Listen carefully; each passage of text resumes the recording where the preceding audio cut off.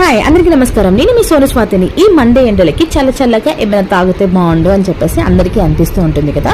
So ఈజీగా మనం లస్సీ చేసుకుందాం ఇంట్లో. అది ఎలాగో ఇప్పుడు చూసేద్దాం. ఫస్ట్ అయితే ఒక గిన్నె తీసుకోవాలి. ఆ గిన్నెలో కొంచెం పెరుగు వేసుకోవాలి. అండ్ ఈ పెరుగు ఏంటంటే చాలా తీయగా ఉన్న పెరుగు అయితే బాగుంటుంది. పుల్లగా ఉన్న దాంతో అయితే అసలు టేస్ట్ అంత బాగుండదు.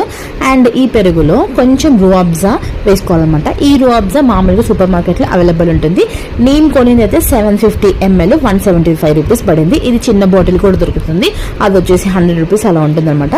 ఇది కొంచెం సరిపోతుంది. నేను ఏంటంటే 2 గ్లాసెస్ చేస్తున్నాను అనమాట. అండ్ కొంచెం షుగర్ యాడ్ చేసుకోవాలి. ఈ షుగర్ వచ్చేసి కొంచెం మంది స్వీట్ ఎక్కువగా తీసుకుంటారు, కొంతమంది స్వీట్ తక్కువగా తీసుకుంటారు. కాబట్టి సో అది ఎవరి చాయిస్ బట్టి వాళ్ళు షుగర్ కొంచెం తక్కువ ఎక్కువ వేసుకోవచ్చు అనమాట.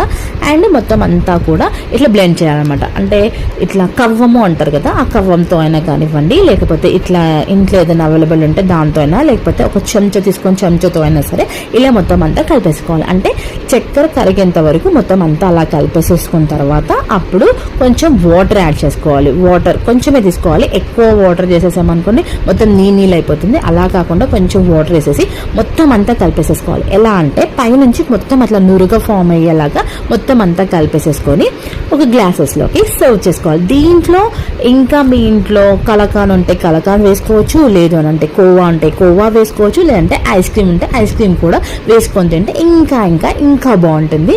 సో ఇలా అయినా కూడా బాగుంటుంది. అలా అయితే ఇంకా టేస్ట్ ఇంకా సూపర్గా ఉంటుంది.